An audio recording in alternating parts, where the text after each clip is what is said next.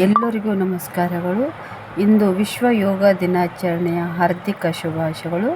ಸರ್ಕಾರಿ ಪ್ರೌಢಶಾಲೆ ಆಡಿಕೆಯಲ್ಲಿ ಇಂದು ಯೋಗ ದಿನಾಚರಣೆಯನ್ನು ಆಚರಿಸಲಾಯಿತು. ಮೊದಲಿಗೆ ಯೋಗ ಅಭ್ಯಾಸಗಳನ್ನು ದೈಹಿಕ ಶಿಕ್ಷಕರಾದ ಶ್ರೀಮತಿ ರತ್ನಮ್ಮ ಅವರು ಮಕ್ಕಳಿಗೆ ಯೋಗಾಸನಗಳನ್ನು ಹೇಳಿಕೊಟ್ಟರು.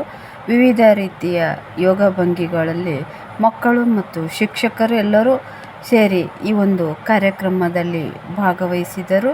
ಅದೇ ರೀತಿ ಯೋಗದಿಂದ ಆಗುವ ಪ್ರಯೋಜನಗಳು, ಯಾಕೆ ಯೋಗ ಮಾಡಬೇಕು ಅನ್ನುವ ಮಾಹಿತಿಯನ್ನು ಕೂಡ 8, 9, 10ನೇ ತರಗತಿ ಮಕ್ಕಳಿಗೆ ತಿಳಿಸಲಾಯಿತು.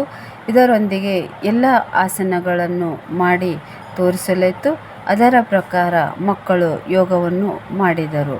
ಅದೇ ರೀತಿ ಮುಖ್ಯ ಗುರುಗಳು ಇದರಿಂದ ಏನು ಲಾಭ ಇದೆ, ಯಾಕೆ ಮಾಡಬೇಕು, ಎಲ್ಲರೂ ಯೋಗ ಅಭ್ಯಾಸ ಮಾಡುವುದರಿಂದ ಆರೋಗ್ಯ ಯಾವ ರೀತಿ ಕಾಪಾಡಿಕೊಳ್ಳಬಹುದು ಎಂಬ ಒಂದು ಮಾಹಿತಿಯನ್ನು ಕೂಡ ಶ್ರೀಮತಿ ಶಮೀಮ್ ಬಾನು ಸರ್ಕಾರಿ ಪ್ರೌಢಶಾಲೆ ಆಡಿಕೆಯ ಮುಖ್ಯ ಗುರುಗಳು ತಿಳಿಸಿದರು.